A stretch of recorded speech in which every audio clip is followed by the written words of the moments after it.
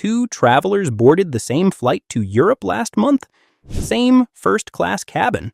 One paid nearly $9,000. The other paid less than $2,000. Same seat, same lie-flat bed, same 5-star meal. The difference wasn't luck, and it wasn't a fortune in miles. It was a handful of rules the airlines would rather you never learn. And here's what catches even seasoned travelers our age off guard. You can have enough miles for first class sitting in your account right now and still be told it's unavailable every single time you look. I'm about to show you 7 first-class loopholes that get you upfront for a fraction of the price, starting with the one that fixes exactly that. Number 1 saved me more than all the others combined. And number 4 is the one airlines are furious people ever figured out.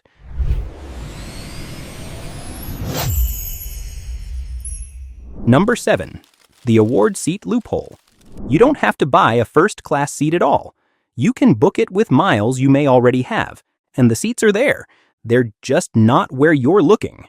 Here's the part the airlines bank on you never figuring out. Airlines hide award space on their own website, then quietly release it to their partner airlines in the same alliance. Your miles from one airline can book first class on a partner, so when your home airline says unavailable, the same seat is often sitting wide open on a partner you never thought to check. A retired couple from Ohio sat on 300,000 miles for 2 years. Every search on their own airline came back unavailable. Then they searched a partner airline for the exact same route, and 2 first-class award seats appeared. Your defense: search the partner airlines in your alliance, not just your own airline's website. Use an award search tool like Seats.aero to scan many airlines and dates at once. Stay flexible by a day or two. Award seats hide on the odd date. Only transfer flexible points after you can actually see the seat. Magic phrase: show me partner award space, not just my own airline. That loophole gets you up front on points. This next one cuts the cash price in half. Number 6. The Layover Loophole. Here's something the booking sites will never highlight. A nonstop first-class seat is the most expensive seat in the sky. Business travelers pay anything to save time, and airlines price it that way.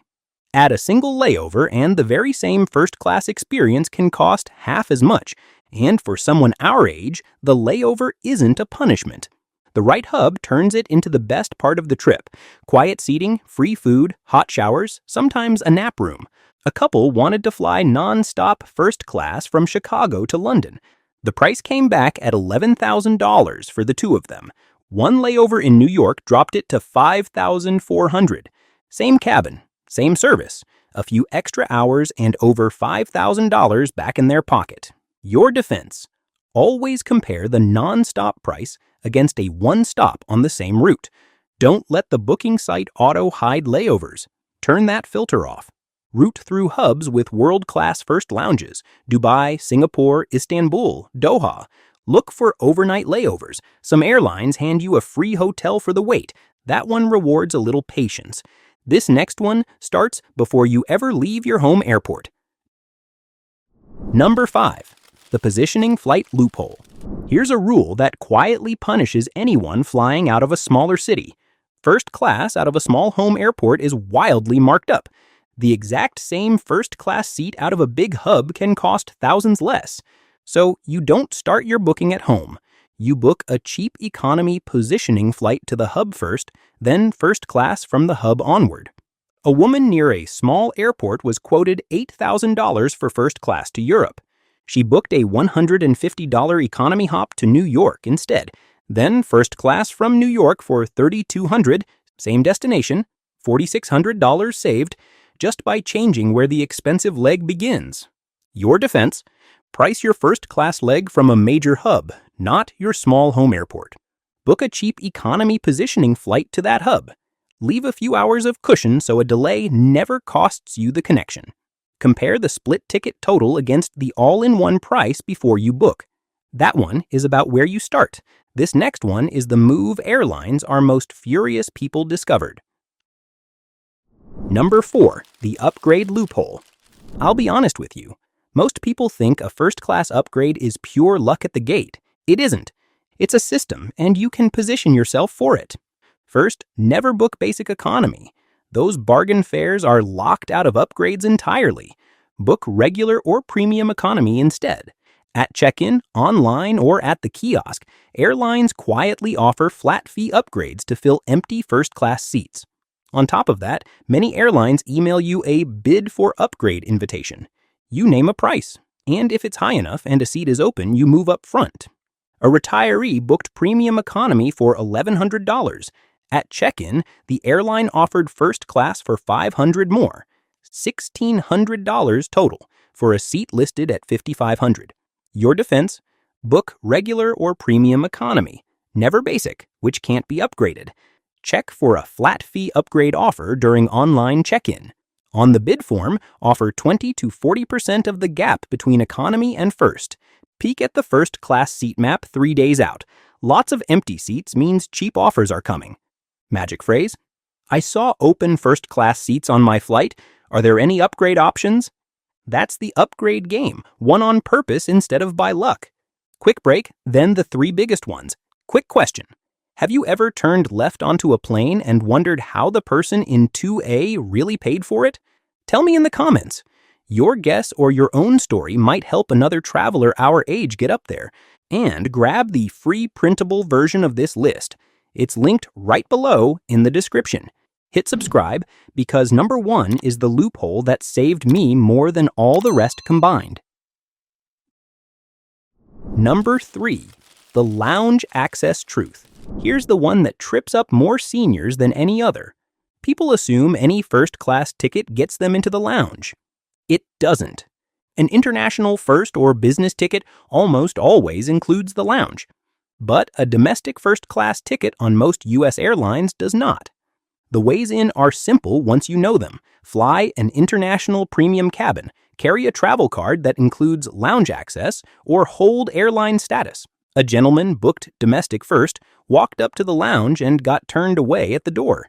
He had assumed, and assuming is what costs you. Your defense: confirm lounge access for your exact ticket before you fly, not at the door. A travel card with lounge access is often cheaper than buying day passes all year. International premium cabins almost always include the lounge. Use it. Get there early enough to actually enjoy what you paid for. Magic phrase: does my ticket include lounge access today? Or do I need my card? That one saves you a doorway embarrassment. This next one disappears in hours if you blink. Number 2, the flash sale and mistake fare loophole.